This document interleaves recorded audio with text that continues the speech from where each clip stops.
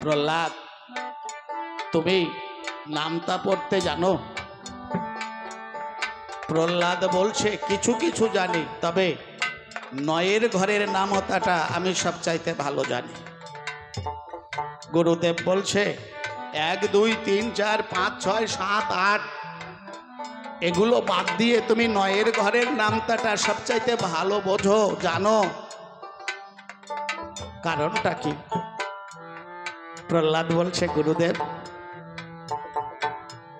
এই নয়ের ঘরের নামতা থেকে আমি একটা মূল সূত্র খুঁজে পেয়েছি। এই 9কে 1 থেকে যত সংখ্যা আছে যদি আপনি সেই সংখ্যা দিয়ে গুণ করেন, যা গুণ ফল হবে, আবার ওগুলো যোগ করতে করতে দেখবেন এক সময় 9 এসে বিলীন হয়। তাতে বোঝা যায় এই জগতে একমাত্র কৃষ্ণ ছাড়া আর কিছু নয় নয় নয়। বলে কিরকম?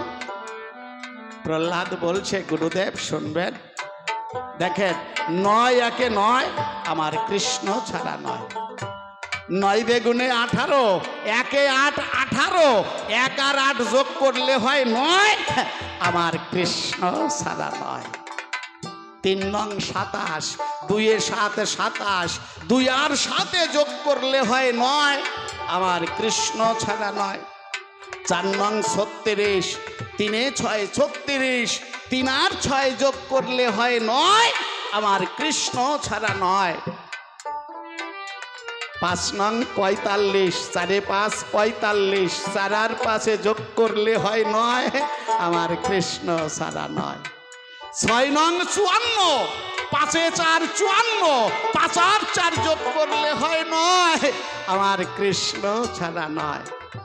7 নং 63, 6 এ 3 63, 6 আর 3 যোগ করলেও হয় 9 আমার কৃষ্ণ ছাড়া নয়।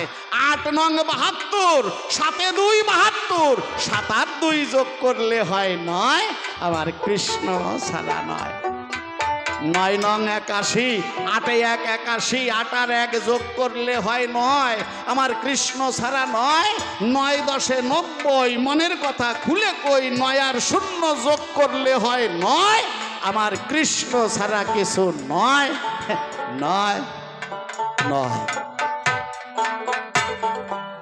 আমি 9 10 পর্যন্ত বললাম, 11 করেন, 9 11 99, 9 আর 9 যোগ করলে 18, 1 আর 8 যোগ করেন, একক সংখ্যা কত হয়? 9।